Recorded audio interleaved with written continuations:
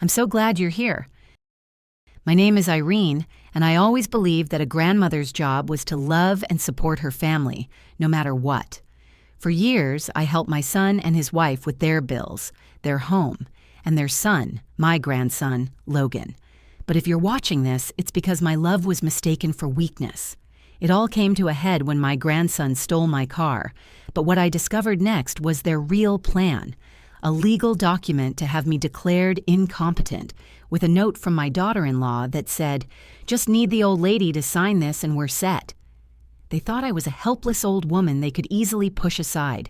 They had no idea what I was about to do in front of the entire town. I want to know how far my story of justice has traveled, so please tell me in the comments where you're listening from. The scent of baking apples and cinnamon wafted through my kitchen, a fragrance that should have felt like a warm embrace on a crisp California Sunday afternoon. For 40 years, that smell had meant family, laughter, and the simple joy of a shared meal. But today, a bitter undercurrent tainted the sweetness, the sharp, metallic taste of unspoken intentions. Through the large window over the sink, I saw the polished chrome of the 1972 Buick Skylark shimmering in the garage. It was Frank's pride and joy, a relic from a simpler time that he had meticulously maintained. Now, it stood as one of the last bastions of our shared life, one of the few things they hadn't yet dared to ask for. The slam of a car door, loud and impatient, announced their arrival.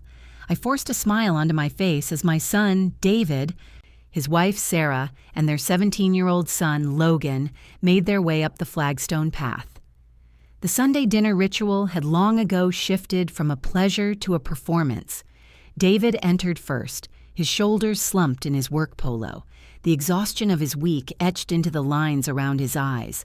He collapsed into his father's old wingback chair with a sigh that seemed to carry the weight of a silent, internal war. Logan followed, a storm cloud in human form, his head bowed to the blue glow of his phone, thumbs already flying across the screen as he threw himself onto the sofa without a word of greeting. "Something smells divine, Mom Irene," Sarah chirped, her voice a cascade of bright false notes. She gave me a quick air kiss near my cheek, her expensive perfume momentarily overwhelming the homey scent of my baking. Her eyes, however, were already at work, sweeping across my living room, lingering on the high ceilings and the wide open floor plan. It wasn't the gaze of someone appreciating a home, it was the cool, calculating assessment of an investor eyeing a property. "You always make this house feel so wonderfully spacious." The word hung in the air, a carefully wrapped insult. Too spacious for one woman. I steered them towards the dining table, its solid oak surface gleaming under the afternoon sun. The pot roast, Frank's favorite recipe, sat steaming in the center of the table, a silent testament to a time when these dinners were filled with genuine warmth. We had barely sat down when the first complaint came. "Grandma, the Wi-Fi out here is terrible," Logan grumbled, his face still buried in his phone. "It's impossible to stream anything. Can't you get a better plan or something?" "Logan, show some respect," I said, my voice gentle but firm. "And perhaps you could grace us with your presence by putting that device away while we eat." He let out an exaggerated put-upon sigh and rolled his eyes. I glanced at David, a silent plea for him to be a father, to intervene. He flinched, a small, almost imperceptible tightening in his jaw, but said nothing. He just focused intently on his plate, methodically cutting his roast into precise uniform pieces, retreating into a silence that was more damning than any argument. Sarah, the ever-smooth diplomat, quickly intervened, plastering on a radiant smile. "Speaking of things that need an upgrade," she began, smoothly changing the subject, "we were just talking about Logan's graduation party. It's only a few months away, you know. This space is charming, of course, but don't you think it's a little traditional for a modern party?" The air grew thick with her meaning. My home, the one Frank and I had poured our hearts and savings into, The walls that held the echoes of my entire adult life was now merely a traditional space in need of an upgrade. I felt the familiar ache in my chest, the slow, creeping erasure of my own history. The rest of the meal passed in a haze of strained small talk. When it was finally time for them to leave, the relief was a palpable thing. I stood at the doorway as Logan brushed past me without a word. David gave me a quick, almost guilty hug. As they reached their car, Sarah paused and turned back, her face framed by the soft glow of the porch light. Her expression was a complex mixture of manufactured sweetness and something sharp and predatory. "If only we could make better use of this home's value, right, Mom Irene?" she said, her voice a light, musical whisper. The words landed with the dead weight of a stone. Before I could even formulate a response, her smile shifted into something unreadable. "We'll talk more seriously about the future next week, Mom." And with that final chilling promise, she turned and slid into the car, leaving her words hanging in the cool night air like a formal declaration of war. Sarah's promised serious talk hung in the air all week, a silent, heavy cloud. It finally arrived the following Saturday afternoon, not as a conversation, but as a stack of glossy papers dropped onto my coffee table.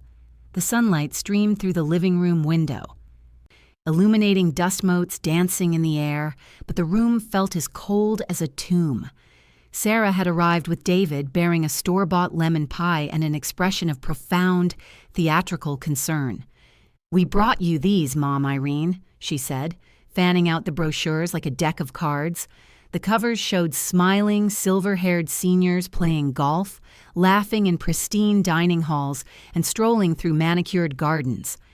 "Upscale retirement living," one headline read. "The golden years redefined," proclaimed another. They were presented as a gift, a thoughtful gesture, but they felt like an eviction notice. "We've been so worried about you all alone in this big house," she continued, her voice dripping with artificial sweetness. "Think of it. No more lawns to mow, no more roofs to worry about. They have round-the-clock medical staff. Chef-prepared meals, social activities. You could make friends your own age." David, who had been staring out the window, turned and chimed in on cue, his voice flat and rehearsed. "You'd be safer there, Mom. What if you fell? It could be days before anyone found you." Each word was a small, calculated chip at the foundation of my independence. They were painting a picture of me as a frail, incompetent old woman, a caricature I didn't recognize. I ran my hand over the worn fabric of my armchair, the one Frank had always sat in. "This house is safe," I said, my voice quiet but firm. "This house is where I raised my son. It's where your father and I planned our whole lives. Every corner holds a memory of him. I'm not leaving it." I looked at David, hoping to see a flicker of the boy I knew, the one who had helped his father build the very deck they now wanted me to abandon. But his eyes were empty, reflecting only his wife's ambition. Sarah's smile tightened at the edges. The mask of the concerned daughter-in-law was beginning to slip. "We understand the sentiment, Irene, we really do. But memories don't pay for property taxes or a new water heater." She leaned forward, her voice losing its gentle lilt and gaining a sharp, impatient edge. "You have to think about the future of the whole family. You can't be selfish and keep this house forever." The word selfish struck me like a physical blow. Selfish for wanting to stay in the home I had paid for with a lifetime of work? Selfish for clinging to the last tangible pieces of my husband? The room was silent for a long, heavy moment. The only sound was the ticking of the grandfather clock in the hall, counting down the seconds of my life they seemed so eager to manage. David finally stirred, looking deeply uncomfortable. "We should go, Sarah," he mumbled, not meeting my eyes. As they stood to leave, he hesitated at the door. He reached into his jacket pocket and pulled out a crisp, white business card, pressing it into my hand. His touch was cold. "This is a real estate lawyer, Mom," he said, his voice barely a whisper.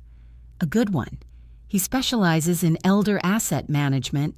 Just for you to look at." He wouldn't look at me as he said it. He couldn't. He turned and followed his wife out the door, leaving me standing alone with the glossy lies on my coffee table and the cold, hard proof of their premeditated plan in my hand. The anger from the weekend's confrontation had simmered down to a low, familiar ache of sadness by Tuesday evening, a quiet grief for the family I thought I had. It flared back to life with the ping of an email, the subject line a stark digital slap in the face. Academic warning, Logan Hayes. I opened it, my hand trembling slightly. The words confirmed what my heart already knew.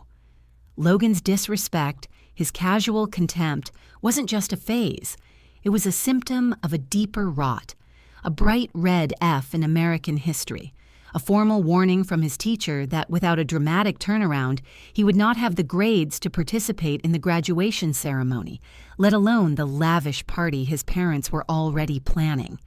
My fingers felt heavy as I dialed David's number. The house was unnervingly quiet. The steady ticking of the grandfather clock in the hall marking time like a metronome for my rising anxiety. Sarah answered on the third ring, her voice a cascade of forced cheerfulness. "Irene, how are you holding up?" "I'm concerned, Sarah," I said, forgoing any pretense of small talk. I just received an email from Logan's school about his history grade.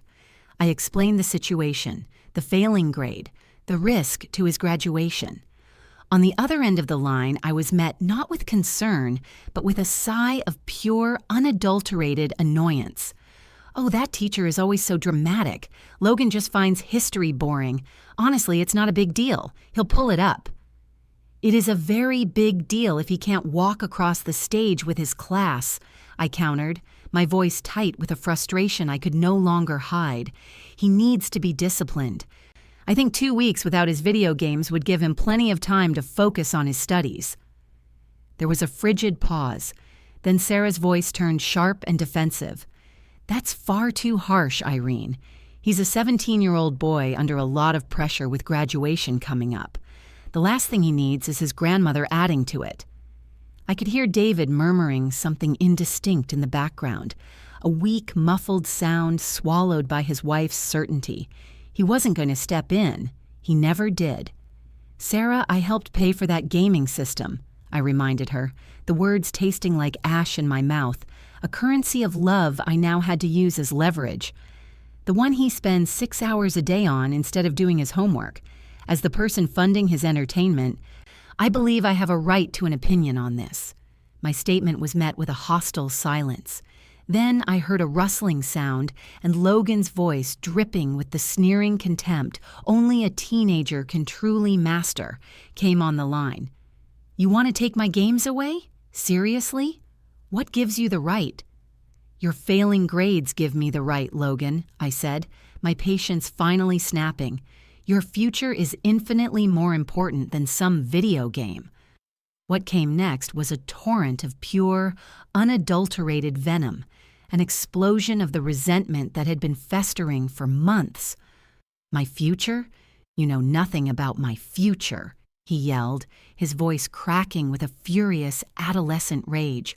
"You're nothing! You're just an old woman living in a junky old house." The line went dead. I stood there, the receiver still pressed against my ear.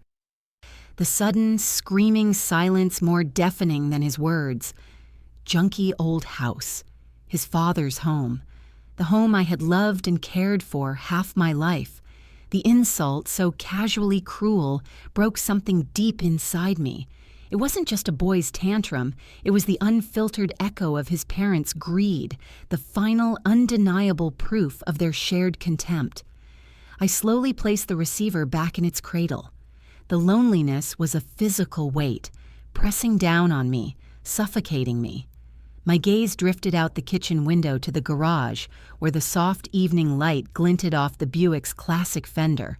Frank's car, a symbol of his hard work, his quiet pride.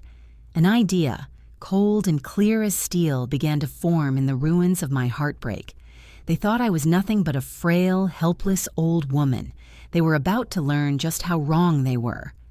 I picked up my phone again, my fingers steady now.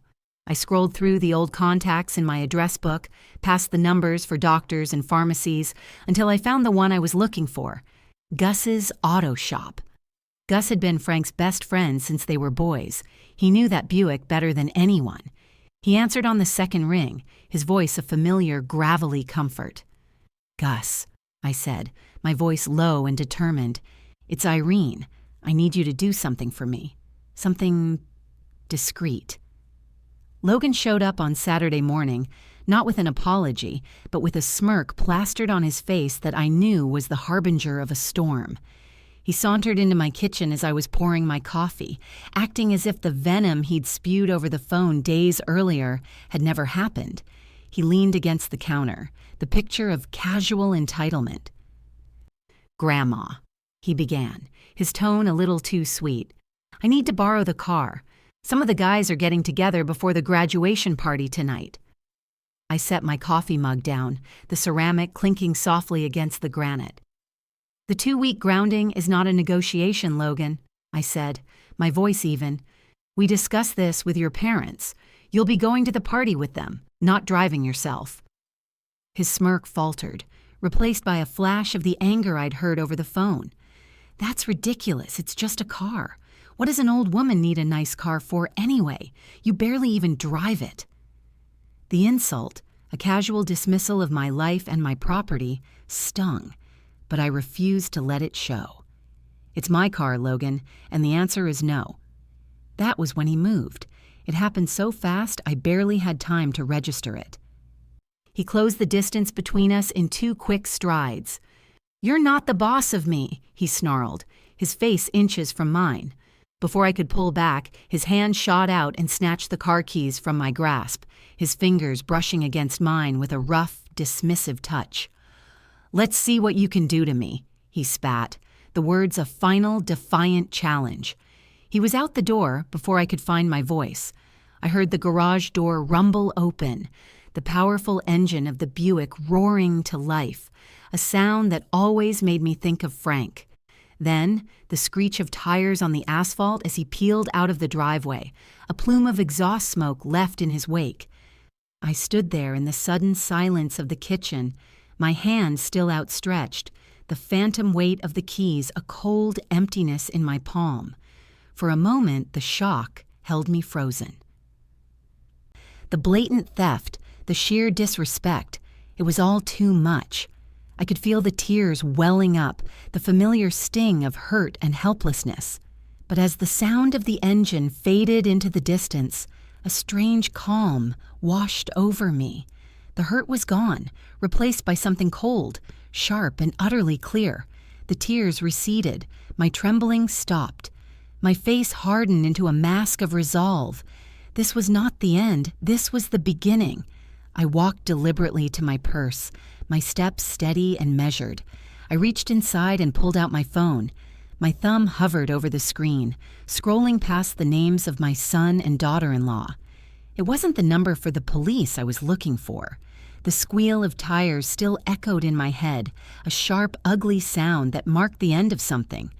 But as I stood in the unnerving silence of my own home, I realized it wasn't the sound of defeat. It was the starting pistol for a race I now intended to win. My eyes fell on the lawyer's business card David had given me, lying on the end table like a cold, clinical invitation to my own surrender. I picked it up, looked at the unfamiliar name, and dropped it into the trash can. If I was going to fight, it would be with my own soldiers, not theirs. I walked into Frank's small study, a room filled with the scent of old paper and cedar. I bypassed the modern laptop and pulled out a heavy, leather-bound address book from the bottom drawer of his desk. His precise, elegant handwriting filled the pages. I flipped past entries for old army buddies and distant cousins until I found it. "Adams, Michael, attorney." My hands were steady as I dialed the number. A familiar, steady baritone answered. "Michael Adams." "Michael, it's Irene Hayes." There was a warmth in his voice when he replied. "Irene, it's good to hear from you, though I wish it were under better circumstances. I read about Frank in the paper. I'm so sorry for your loss." "Thank you, Michael," I said, my voice thick with emotion for a moment before I forced it back into a firm line. "I'm calling because I need your help. It's about David and his family." I explained everything, my voice low and controlled, the pressure to sell the house, the academic warning, and finally, Logan's blatant theft of my car. Michael listened without interruption. "Irene," he said when I finished, his tone all business now. "First, stay calm. Second, we need to get your ducks in a row. Frank was a meticulous man. He kept files on everything. Do you remember the lockbox he called the Frank Files?" Of course I did. An old metal box in the back of our closet. I hadn't opened it since he passed away 2 years ago. "I'll find it," I promised. After the call, I went straight to the closet. The box was heavy, just as I remembered. Inside, nestled among tax returns from 1998 and investment statements, was a sealed envelope with my name on it in Frank's hand. With trembling fingers, I tore it open. It was a letter, dated just 6 months before he died. He wrote of his growing unease, how he worried about David's malleable nature and his susceptibility to influence, especially from Sarah. He had seen the greed in their eyes long before I had. "Protect what's ours, Irene," the letter concluded. "Don't let them bully you." Tears streamed down my face, not of sadness, but of gratitude. Even from beyond the grave, Frank was protecting me. I wasn't alone in this. As I was putting the files back, I spotted the family tablet sitting on the corner of the desk, likely left behind by Logan. I picked it up to move it, and the screen lit up, showing an open email client. Sarah's name was in the corner. She'd made a mistake and hadn't logged out. My heart hammered against my ribs. I knew I shouldn't look, but Frank's words echoed in my mind. A single email sat at the top of her inbox. The subject line made my blood run cold. Local Property Value Assessment. My breath caught. It wasn't just an assessment. It was a detailed exchange with a realtor named Jim Peterson, filled with questions about market trends, zoning laws, and the necessary steps to liquidate the assets of an elderly relative. The words on the screen, "liquidate the assets of an elderly relative," felt like a punch to the gut. But they were also the first solid weapon I held in my hands. The shock gave way to a cold, methodical clarity. I spent the rest of the day in Frank's study, the door closed, surrounded by the ghosts of his foresight. My first task was to preserve the evidence. Following some instinct for self-preservation, I forwarded the entire email chain from Sarah's account to a new anonymous email address I created just for this purpose. Then, I printed every single message. The dates were the most damning part. Sarah had first contacted the realtor Jim Peterson 3 months ago, just after Logan's spring break. This wasn't a recent, desperate idea. It was a calculated, long-term plan. With the printed emails lying in a neat, damning stack on the desk, I turned my attention back to the Frank files. I lifted the heavy metal box onto the desk and opened the lid. The scent of old paper and Frank's faint, familiar cologne wafted up to greet me. For years, I had thought of these files as just a collection of his financial odds and ends. Now, I saw them for what they were, an arsenal. I went through the documents one by one, my understanding growing with each page. Frank hadn't just been a good provider. He had been a brilliant, silent strategist. There were stock portfolios I barely knew existed, managed by a firm in New York, quietly compounding for over 2 decades. There was the deed to a small commercial property in a developing part of the state. Its rental income automatically reinvested into a trust fund. The numbers were staggering. The modest life we lived was a choice, a shield. "Invisible wealth gives you power, Irene," he used to say. "Visible wealth just invites trouble." How prophetic those words now seemed. They thought I was a poor widow living on a fixed pension. The truth was, I was wealthier than they could possibly imagine. I picked up the phone and called Michael Adams again, my voice no longer trembling. "Michael, I have the files, and I found something else." I explained the emails. He listened patiently. Good, Irene. That's hard evidence of intent. Now, you need to document how you found it. Take screenshots of the open email client on the tablet. Note the date and time. We need a clean legal trail. His calm, professional guidance was an anchor in my emotional storm. After the call, I went back to the tablet to do as he said. As I was navigating the file system to save the screenshots, my finger brushed past the Downloads folder. On a hunch, I opened it. The list was mostly innocuous: recipes, knitting patterns, articles Sarah had saved. But one file, downloaded just last week, made my heart stop. The title was simple: Durable Power of Attorney Template. My hands shook as I tapped it open. It was a legal document, a blank form, but it had been filled in with my name as the principal, and, under the section for agent, the names of David Hayes and Sarah Hayes were neatly typed. It would give them the power to do everything: sell my property, manage my bank accounts, make my medical decisions. It was a legal blueprint for my complete erasure. As I scrolled to the bottom of the PDF, I saw something that made me feel physically ill. There was a scanned annotation in the margin, a quick, familiar scrawl in Sarah's handwriting, as if she'd printed a copy, made a note, and then scanned it back in for David to see. The note was 5 simple, brutal words. Just need the old lady to sign this and we're set. The old lady. The phrase, scrawled in Sarah's careless hand, had sliced through my grief and cauterized the wound with pure, unadulterated anger. It didn't make me crumble. It forged my resolve into something hard and sharp. By Sunday morning, the rage had settled into a cold, quiet determination. I was in my front garden, pulling weeds with a vengeance, yanking the unwanted intruders from the soil as if they were the lies infesting my family. Each weed ripped from the earth was a small act of reclamation.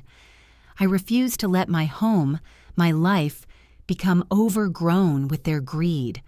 The sun was warm on my back, a deceptive comfort in the chill that had settled deep in my bones. A familiar voice broke my concentration. If you attack those dandelions any harder, Irene, they might just surrender. It was Carol, my neighbor of 20 years, standing at the edge of my lawn with a wicker basket in her hands. Her white hair was a halo in the morning light, and her smile was warm, but her eyes were sharp, missing nothing. "Carol," I said, managing a smile as I stood up, brushing the dirt from my knees. "You're an angel." "What have you got there?" "Just a neighbor with too much butter and a guilty conscience about not visiting sooner," she said, setting the basket on my porch steps. It was filled with still warm blueberry muffins. She looked from my face to the empty space in the garage where the Buick usually sat. "I saw Logan tear out of here yesterday. Everything all right, Irene? He looked like he was being chased by the devil himself." The simple, kind inquiry was all it took. The dam I had so carefully constructed inside myself broke.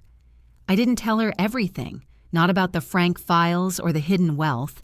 That was my battle armor, not yet to be revealed. But I told her enough. I told her about the relentless pressure to sell the house, about the brochures for retirement homes, about the constant dismissals and disrespect, and finally, about Logan's outburst. I expected sympathy, perhaps even shock. What I got was a grim, knowing nod. "I'm not surprised, Irene. Not one bit," she said, her voice dropping to a confidential tone. "I've been meaning to talk to you, but I wasn't sure how to bring it up." She told me that a few weeks ago, she'd been in her own garden, hidden by the large azalea bush that separates our properties, and had overheard Sarah pacing on her back patio, talking on the phone. "She was complaining," Carol said, her gaze steady and serious. "Said she was getting tired of dealing with her stubborn mother-in-law and that David needed to grow a spine. She said they just needed to be patient a little longer and everything would be sorted." The words were a cold confirmation, a voice from outside my own head validating everything I had discovered. It wasn't my grief making me paranoid. This was real. Carol took a muffin from the basket, breaking it in half as she thought. And that's not all, Irene. This is the part that really bothered me. A few days after that, she saw me at the mailbox and started asking some very strange questions. I held my breath, waiting. She asked me if I knew anything about the neighborhood zoning laws, Carol continued, looking me straight in the eye. She wanted to know if there were any plans for redevelopment in the area, if the property values were expected to continue to rise. She was very, very interested in the monetary value of this land. The pieces clicked into place with a horrifying finality. Sarah's interest wasn't in my well-being or my safety. It was in the dirt beneath my feet, the equity tied up in the walls of my home, the final asset of the old lady who was standing in her way. As Carol stood to leave, she paused, a thoughtful frown on her face. "Oh, and she mentioned Logan's graduation party," she added, almost as an afterthought that sent a fresh chill down my spine. She said it was going to be the perfect opportunity to convince you. Perfect opportunity. Carol's words had echoed in my mind for days, an opportunity to convince me. Well, I was going to show them what a perfect opportunity really looked like. They arrived on Wednesday evening, their faces a carefully constructed mask of solemn concern. David carried a bouquet of grocery store carnations, a peace offering as insincere as the guilty look in his eyes. Sarah followed, her arm linked through his, her expression one of a dutiful, worried daughter-in-law. The performance was flawless. "Mom, we are so sorry," David began the moment I opened the door, his voice thick with a rehearsed shame. "Logan's behavior was completely out of line. We've grounded him indefinitely. There's no excuse." Sarah nodded, her eyes wide and earnest, a picture of contrition. "We've been worried sick about you since then. The shock must have been terrible for your heart. We just feel awful that our family has caused you this stress." I invited them in, playing my own part in this family drama. I offered them tea, which they accepted, perching on the edge of my sofa like nervous birds about to take flight. After a few agonizing minutes of strained small talk about the unseasonable weather, Sarah reached into her oversized designer handbag and pulled out a neatly folded document, the power of attorney. My power of attorney. "Irene, because we're so concerned about your stress levels," she began, her voice a soft, persuasive purr. "We thought this might help ease your burden. David and I can take care of the bills, the property taxes, all that boring paperwork. It would allow you to just relax and focus on your health, on resting." She slid the document across the coffee table. It lay there between us, a declaration of war disguised as an act of love. I picked it up, my hands deliberately steady. I unfolded it and pretended to read the dense legal text for the first time, my eyes scanning the words I had already memorized, the words that would have signed my life away. I saw my name as the principal, their names as the agents. I felt their impatient eyes on me as I let the silence stretch, a taut wire of tension in the room. "This is very thorough," I said finally, folding the paper with meticulous care. "You two have really thought of everything." "We just want what's best for you," David mumbled, his gaze fixed on a spot on my carpet. "I appreciate that," I said, looking from his downcast face to Sarah's expectant one. "It's a big decision, though. A document like this requires careful consideration. I'll need some time to read it properly, and of course, I'll have to run it by Frank's lawyer." The effect was instantaneous, as satisfying as I had imagined. David flinched as if he'd been struck. Sarah's carefully crafted smile froze on her face, a flicker of pure panic in her eyes, before she scrambled to mask it. "Frank's lawyer?" she said, forcing a light, brittle laugh. "Oh, you don't need to bother an outsider with our little family matters, Irene.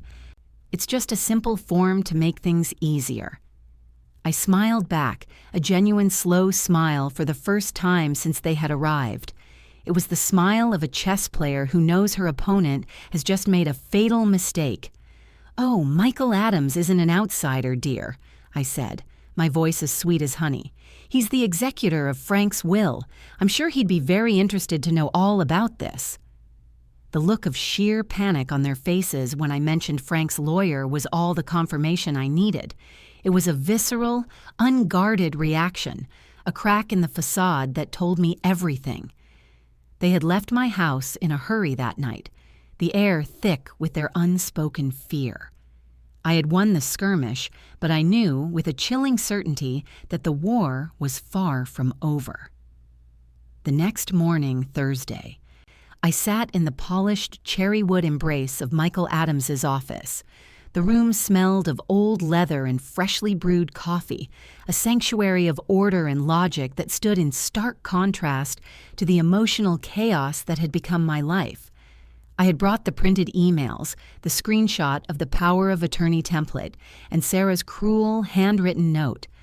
I laid them out on his expansive desk like exhibits in a trial, a mosaic of my family's betrayal.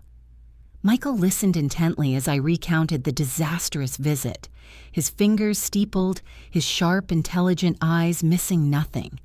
He examined the documents, his expression hardening with each piece of evidence. "The premeditation here is undeniable, Irene," he said, his voice a low, serious rumble. "They came prepared to corner you, but it feels frantic. People this reckless are usually cornered themselves. Let me make a call." With my permission, he contacted a trusted associate at a major credit reporting agency. As we waited, the silence in the room was heavy. I stared out the panoramic window at the bustling city below, feeling a profound disconnect from the ordinary lives unfolding on the streets. My own life had become a grim legal thriller, and I was the unwilling protagonist. Michael's secure office printer whirred to life, spitting out a series of pages filled with dense columns of numbers. He took them, his eyes scanning the data with the speed of a man fluent in the language of finance. A low whistle escaped his lips, a sound of professional astonishment. "Irene," he said, his voice grave as he turned the papers toward me. "It's worse than we thought." The numbers were horrifying, a stark black and white testament to a life lived on a foundation of pure fantasy. Over $80,000 in revolving credit card debt, spread across half a dozen cards, all hovering near their limits. A luxury SUV with a massive balloon payment due in 3 months that they had no conceivable hope of making. And the most damning of all, their mortgage. The report showed they were 90 days delinquent. They were on the verge of foreclosure. "My God," I whispered, the paper trembling in my hand. "They're drowning." The image of their pristine suburban house, their designer clothes, their constant talk of expensive vacations, it was all a sham, a house of cards financed by debt and delusion. "They're not just drowning, Irene. They're trying to pull you under with them," Michael said, his tone hardening. "This isn't just greed anymore. This is absolute cornered desperation, and that, as you rightly suspect, makes them far more dangerous." He fell silent for a moment, his fingers tapping a rapid rhythm on his keyboard, his brow furrowed. "There's something else here. An inquiry. From last month, a hard credit pull." He picked up his phone and made another quick, quiet call, speaking in a low jargon I didn't understand. I watched him, my heart a leaden weight in my chest. He listened, jotted down a note on a legal pad, his face becoming a mask of cold fury. "That son of a bitch," he said, the professionalism momentarily slipping as he hung up the phone. "Irene, David went to a mortgage broker 4 weeks ago. He used your name and social security number. He tried to take out a reverse mortgage on your house." The air left my lungs. It wasn't just a plan anymore. They had already acted. They had already tried to steal my home. "The application was flagged and ultimately denied," Michael continued, his voice tight with anger. "It was missing one crucial thing, your signature. They couldn't forge it without committing a federal felony they couldn't talk their way out of." He leaned back in his chair, his gaze locking onto mine, the full, ugly picture now complete. They failed this time, Irene, because they needed your cooperation. They won't leave it to chance again. They will find a way to force your hand." He pointed to the calendar on his desk, his finger landing on a date circled in red. "Logan's graduation party is next week. That's their deadline, that's their stage. They will bring the pressure to a head there, in front of family, where they think you'll be too embarrassed to say no. That party will be their ultimatum." An ultimatum. Fine. I had an ultimatum of my own.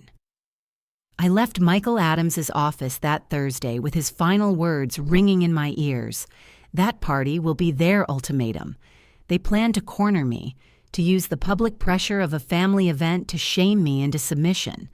They had no idea I was about to do the same to them, only my stage would be bigger and my audience less forgiving. I spent Friday afternoon on the phone with Michael, the final pieces of our counter-offensive clicking into place. The air in Frank's study was still, charged with the energy of a coming storm as the late afternoon sun cast long shadows across the floor. "The car is the key, Michael," I said, my voice low and steady, twisting the phone cord around my finger. "Logan's arrogance is their greatest weakness. He'll take the bait again. I know he will." "It's a high-risk strategy, Irene." Michael's voice crackled on the line, cautious but not dismissive. "A public confrontation is unpredictable. Things can get messy." "It's the only way," I insisted, my gaze fixed on the quiet suburban street outside my window. "They've been operating in the shadows, using the privacy of my home to pressure and gaslight me. We need to drag this into the light. In front of witnesses they can't control or manipulate." And so, we laid out the trap, a plan that was elegant in its simplicity, relying entirely on the predictable greed and pride of my family. On the day of the graduation party, I would feign a last-minute errand, a sudden, flustered need for a specific ingredient for the 7-layer dip I was famous for.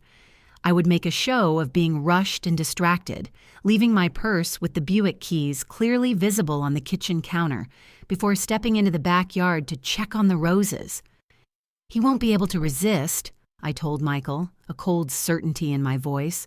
"The chance to defy me, to get his hands on that car and to show off in front of his friends on his big night will be too tempting." "And I'll be ready," Michael confirmed. His voice was all business now, a reassuring sound of competence. "I will have a complete portfolio of evidence prepared and notarized. The emails with the realtor, their credit reports, a copy of the power of attorney template with Sarah's handwritten note, a formal signed statement from your neighbor, Carol, and most importantly, the documentation from the mortgage broker about David's fraudulent reverse mortgage application. I'll be at the coffee shop across from the high school. When Logan makes his move and you know where he's headed, call me."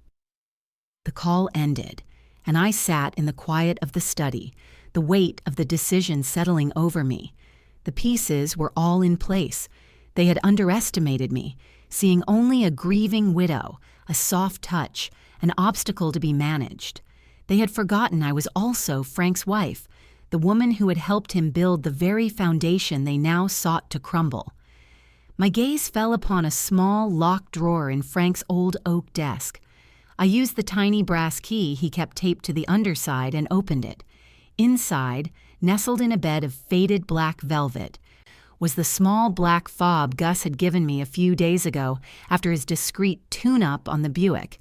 It was unremarkable, just 2 simple buttons on a plastic casing, small enough to be hidden in the palm of my hand. But as I picked it up, it felt heavy. Heavy with the weight of consequence, heavy with the promise of justice. I clicked the top button once, and a tiny red light blinked back at me, a silent confirmation that it was armed and ready. I closed my hand around it, the smooth plastic cool against my skin. They thought the party was their stage, their chance for a final act of coercion. They were wrong. It was mine. "Logan," I whispered into the empty, darkening room, "your grandmother is ready, and this time there will be no encore." Logan didn't know I was there. Sitting in the passenger seat of Carol's borrowed sedan a half block away, my hand closed tightly around the small black remote. From my vantage point, the high school lawn was a chaotic sea of navy blue caps and gowns, a tide of youthful exuberance cresting on the shores of a new life. Laughter and the pop of camera flashes filled the air. It was Friday afternoon, the day of Logan's graduation party, and the atmosphere was electric with the scent of cut grass and the intoxicating promise of the future. My plan, however, was about to bring his future crashing back down to earth. Just as I had predicted, the bait had been irresistible. My feigned panic over a missing special ingredient for my famous 7-layer dip. My purse left accidentally on the kitchen counter. It was a trap a 17-year-old boy drowning in his own arrogance couldn't possibly see. I had seen him snatch the keys from my purse through the kitchen window, his movements furtive but triumphant. He thought he had outsmarted me again. Right on cue, the deep, familiar rumble of the Buick's engine announced his arrival. He didn't just pull into the school parking lot. He made an entrance. He revved the engine, a throaty growl that turned heads. The car's classic muscular lines, a stark contrast to the modern sedans and SUVs of the other parents. The sun glinted off the chrome bumper Frank had polished with such care. A crowd of his friends, a pack of boys in ill-fitting suits and girls in bright dresses, immediately swarmed the car, their faces a mixture of admiration and envy. "Check it out," I heard Logan boast, his voice carrying on the afternoon breeze as he leaned against the driver's door, striking a pose of casual ownership. "My new ride. Sweet, huh?" My Frank's car, now a prop in his pathetic little play for high school status. I watched him preen, soaking in the attention like a thirsty flower. He was at the absolute peak of his self-importance, the undisputed king of this small asphalt kingdom, surrounded by the largest possible audience of his peers and their parents who were now arriving for the post-ceremony festivities. The moment was perfect. Patience, Irene. I had waited years for this clarity. I could wait another 10 seconds. My thumb found the small, recessed button on the fob. I pressed it. The Buick's powerful V8 engine didn't sputter or cough. It simply died. 1 second, it was a rumbling beast, the heart of the celebration. The next, it was a silent 2-ton block of metal. The sudden, unnatural silence was more jarring than any noise.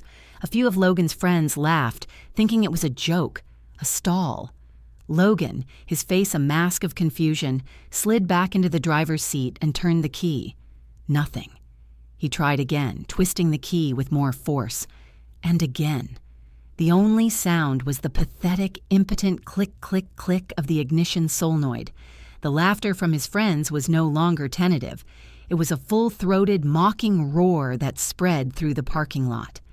"Nice ride, Hayes," someone shouted from the edge of the crowd. "Did you forget to get gas?" I watched as Logan's face cycled through a rapid, satisfying series of emotions. Confusion, then a dawning embarrassment, and finally, a deep, blotchy red of pure, unrestrained rage. He scrambled out of the car and in a fit of impotent fury, kicked the front tire, a move that only made his friends laugh harder. He spun around, his eyes scanning the crowd wildly as if looking for someone to blame, before he snatched his phone from his pocket. He stabbed at the screen and jammed the phone to his ear.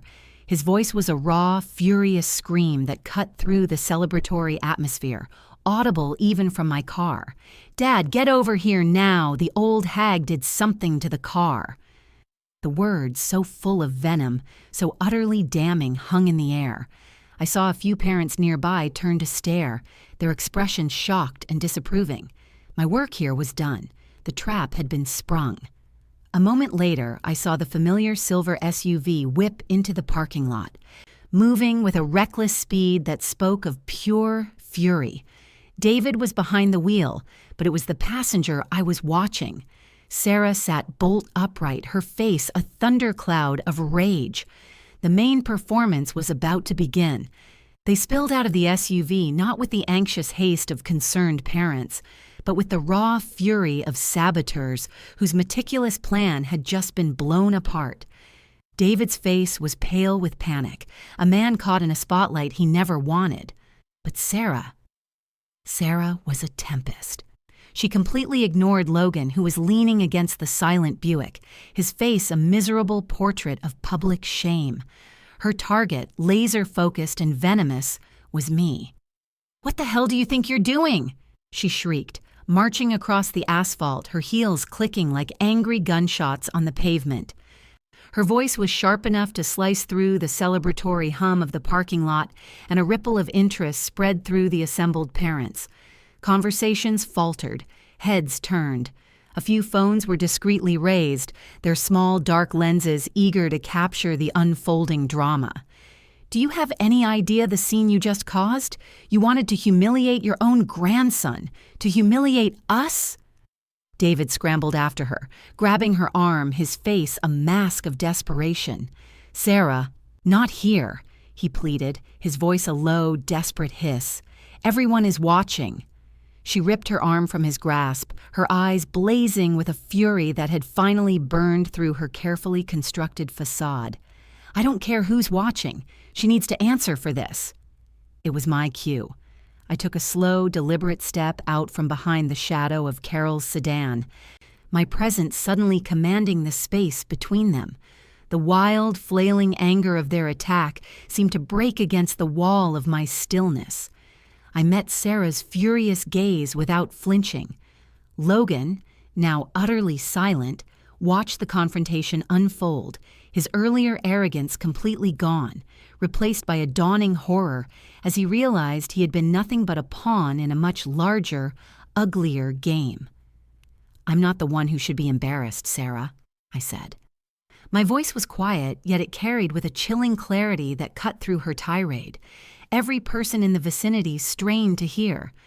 "The question is, what are you more embarrassed about? The car not starting, or your plan to sell my house being exposed?" The question landed like a lit match in a puddle of gasoline. Sarah's face contorted, the mask of the sophisticated, concerned daughter-in-law melting away to reveal something ugly and desperate beneath. The pretense of family, of love, of everything she had feigned for years evaporated in a single explosive moment of truth. A raw, guttural shriek tore from her throat, a sound of a cornered animal lashing out. "You senile old woman, you should have signed the papers when you had the chance." The admission hung in the suddenly silent air, naked and damning. The whispers among the other parents stopped. Every eye was locked on Sarah, her chest heaving, her face flushed with the ugly truth she had just confessed in front of dozens of witnesses. David looked as if the ground had opened up beneath him, his mouth agape in a silent scream. It was into this perfect, horrified silence that a new voice spoke, calm and measured, from just behind me. "What papers would those be, ma'am?" Michael Adams had arrived. He stood there, a man in his late 60s, dressed in a perfectly tailored gray suit that seemed both out of place and utterly commanding in a high school parking lot. He held a thick leather briefcase in one hand, and his gaze was as sharp and unyielding as a judge's gavel. Michael Adams's appearance was like an actor stepping onto a stage at the most dramatic moment, and the shoddy, desperate play Sarah and David had been directing was definitively over. Sarah's jaw snapped shut, her tirade cut off mid-shriek. She stared at Michael, then at his expensive leather briefcase, and a new kind of fear, a more intelligent, calculated fear dawned in her eyes. David, who had been a statue of panic, now seemed to shrink, as if trying to become invisible. "My name is Michael Adams," he said, his voice carrying easily in the stunned silence of the parking lot. He didn't need to shout. His authority was absolute. "I am the legal representative for Mrs. Irene Hayes, the sole owner of that Buick and the property you have been conspiring to seize." He walked to the hood of Carol's car, placing his briefcase down with a solid, definitive thump. He opened it and began, his actions as precise and unhurried as a surgeon's. "Let's start with the papers you were so eager for Mrs. Hayes to sign," he said, pulling out a copy of the power of attorney. "This document, which you downloaded last week, was intended to strip my client of all her assets. A bold move." He then produced a stack of printed emails. And these are your communications with Mr. Jim Peterson, the realtor, beginning over 3 months ago, detailing your strategy to liquidate the assets of an elderly relative. Your words, Mrs. Hayes, not mine. Sarah sputtered, a series of wordless, choking sounds. David's face had gone from pale to a ghastly shade of gray. He looked like he was going to be physically sick. Of course, to establish the grounds for such a transfer, you needed to create a narrative of incompetence. Michael continued, relentless. He held up another sheet. This is your internet search history from the family tablet. Queries like signs of senile dementia and how to declare a parent mentally unfit in California. Very thorough research, which brings us to your credit reports. He slid 2 more documents across the car hood. $80,000 in credit card debt, a foreclosure notice pending on your home. It seems your financial planning is as reckless as your legal strategy. He paused, letting the weight of their desperation hang in the air for all to see. Then he turned his cold gaze to David. Which brings us to your most egregious act, Mr. Hayes.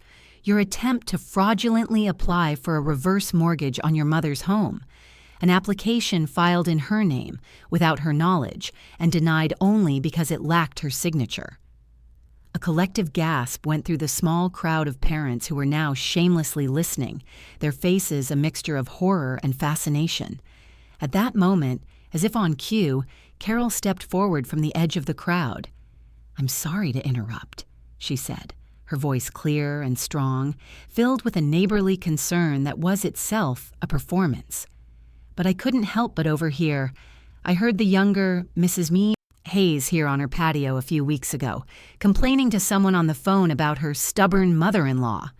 She said the graduation party would be the perfect opportunity to finally convince her. Every escape route was cut off. They were surrounded by the architecture of their own lies. And it was then that I stepped forward. It was my turn. I looked at my son, at the shell of the man he had become, a puppet whose strings had finally been cut. "I know you're desperate," I said, my voice quiet, but every person there strained to hear. "Michael showed me your finances. I know everything." I saw a flicker of something in David's eyes, shame, maybe even a shred of the son I once knew. But desperation is not a license for cruelty. It doesn't give you the right to trample on your mother. I took a breath, the final clean cut. "From this moment on, every bit of financial support you have ever received from this family is terminated. And David," I said, looking him straight in the eyes, my voice steady, my heart breaking, but my will iron, "you are no longer in my will." Sarah made a small, choking sound, a gasp of disbelief turning into a sob of utter despair, before her legs gave out and she collapsed onto the dirty asphalt in a heap of designer clothes and shattered dreams. David just stood there, a statue carved from ash, his eyes wide and vacant, staring at a future that had just been erased. But it was Logan's face that I will never forget. He looked from his sobbing mother to his shattered father, and then to me, and for the first time, I saw not defiance, not arrogance, but the pure, unadulterated horror of a boy watching his entire world shatter, and knowing, finally, who had held the hammer. The silence after the storm is always the most profound. As the last curious parent drove away, leaving only the dead carcass of the Buick and the figurative wreckage of my family strewn across the high school parking lot, the quiet that settled was absolute. The air, which moments before had crackled with shouted accusations and ugly truths, now just smelled faintly of asphalt and ozone after a lightning strike. All that was left were the ashes. Carol drove me home, her presence a silent, steady comfort. Michael Adams had arranged for a tow truck for the Buick and assured me he would handle everything. We didn't speak on the short drive. There were no words for the kind of devastation we had just witnessed. Back in my living room, the three of us, Michael, Carol, and I, sat in a triangle of exhaustion. The loneliness I had felt rattling around this house for weeks returned, but it was transformed. It was no longer the oppressive weight of being unseen and unvalued, but the clean, expansive emptiness of liberation. Carol insisted on making chamomile tea, and its gentle floral scent filled the air, a stark contrast to the acrid smell of burnt pride from the afternoon.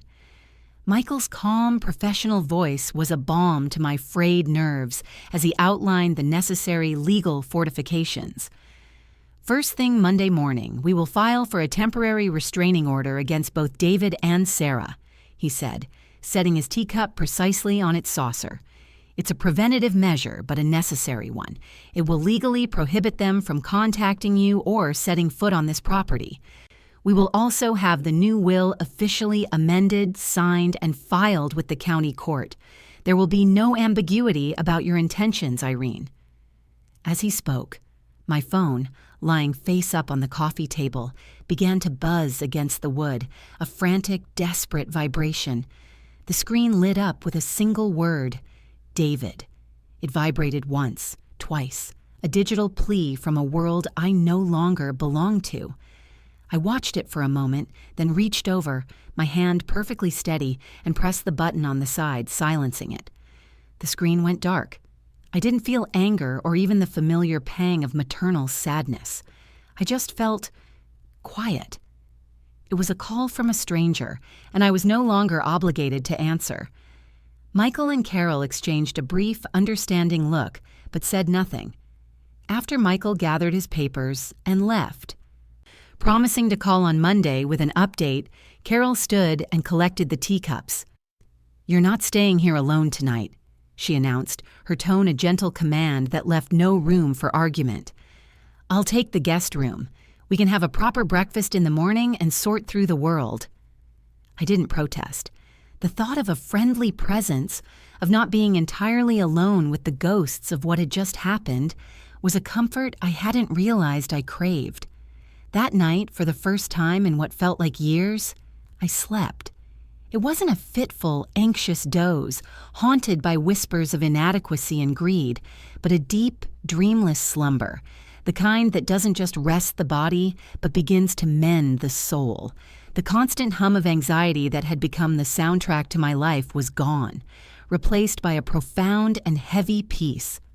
Before turning out the light, I stood at my bedroom window, looking out at the dark silhouette of the old oak tree Frank had planted, its branches sturdy against the night sky. The house was still. It was safe. It was mine. A wave of clarity washed over me with the force of a revelation. I hadn't destroyed my family. It was already broken, hollowed out by resentment and greed long before I ever made a stand. I had simply refused to be buried in the rubble. I had saved myself. The next morning, sunlight streamed through the clean glass of the window, seeming warmer, less accusatory than it had in months. As I walked into the front hallway, my slippers quiet on the hardwood floor, I saw it. A single white envelope slipped under the crack of the front door. I bent down, my joints protesting slightly, and picked it up. It was a sheet of lined paper torn messily from a spiral notebook and folded into a clumsy square. On the front, in a familiar, youthful scrawl that was trying too hard to be neat, was one word, Grandma. It was from Logan. I held Logan's letter, the scrawled words of a boy whose world had been shattered into 1,000 sharp-edged pieces. He didn't make excuses or try to deflect blame, which in itself was a monumental change. In clumsy, earnest prose, he apologized. "Grandma, I'm so sorry. Not just for the car, for the way I talked to you, for everything." He wrote about his new job at the burger barn down on Main Street, about the relentless smell of grease that clung to his clothes and the deep, unfamiliar ache in his feet after an 8-hour shift of mopping floors and working the fryer. I get it now. The letter ended. The ink slightly smeared. I think I finally get what it means to actually work for something. It's hard. Carol, my ever-faithful source of neighborhood news, had filled me in on the rest of the fallout. David and Sarah, buried under the weight of their own making, had been forced to sell their pristine house in the suburbs. The foreclosure they had been staving off had finally come for them. They were now renting a cramped 2-bedroom apartment on the other side of town, and the whispers Carol heard were that their marriage, built on a foundation of shared ambition, was cracking under the strain of shared failure. Sarah, apparently, did not handle financial humility with grace. I folded Logan's letter and placed it carefully in a drawer of Frank's desk. I didn't write back. His apology was a start. But trust was a structure that needed to be rebuilt brick by brick, not with a single letter. Instead, I called Michael Adams. "Michael," I said, my voice clear and certain, "I want to set up an educational trust fund for Logan." I could almost hear his smile through the phone. I laid out the terms, firm and non-negotiable. The funds would be there for his college tuition, but they would only be released if he maintained a B average or higher through his final 2 years of high school. My love for my grandson was still a deep and steady current, but it now flowed within the strong, clear banks of respect and earned responsibility. 3 months had passed since that chaotic afternoon in the school parking lot. The California sun, now softened by autumn, streamed through my windows. On the dining room table, where brochures for retirement homes once lay like a sentence, now spread maps of Italy and France. Old travel books I'd bought decades ago were open, their pages marked with notes and highlighted destinations. I stood in my living room, my largest suitcase open on the floor like a waiting vessel. The house was quiet, but it was a rich, peaceful silence, the kind that hums with contentment. This space, once the object of so much scheming, now felt purely and completely mine. It was no longer a fortress to be defended, but a sanctuary to be enjoyed. I looked around at the familiar comfort of Frank's armchair, at the photos on the mantelpiece, and felt not a trace of the old, suffocating loneliness, only a profound sense of rightness. I carefully placed a new silk scarf, a small indulgence, into my suitcase next to a well-worn book on the art of the Louvre. The feeling was surreal, a giddiness I hadn't felt since I was a young woman. I was 71 years old, and I felt like my life was just beginning. This trip wasn't about running away from a life that had hurt me. It was about running toward a future I was finally claiming for myself. The doorbell chimed, its familiar sound now a cheerful announcement rather than a source of dread. The taxi to the airport was here. I took one last slow look around my kingdom, peaceful and secure. I picked up my suitcase, the handle feeling impossibly light in my hand. As I stepped out into the crisp morning air, the scent of my own roses greeting me, a genuine, unburdened smile spread across my face. For the first time in what felt like a lifetime, I wasn't just surviving. I was about to live. This wasn't an escape. It was a beginning. As I stood in the airport terminal, the crisp edges of my passport felt like the final page of a legal document, one that declared my own independence. I had learned the hardest and most valuable lesson. Protecting what is yours is not an act of selfishness, but an act of self-respect. True family is never a transaction, and your dignity is the one asset you can never afford to sell. That long-awaited trip to Europe wasn't an escape. It was a homecoming to myself. I would love to hear your thoughts in the comments. Have you ever had to draw a hard line to protect your own peace?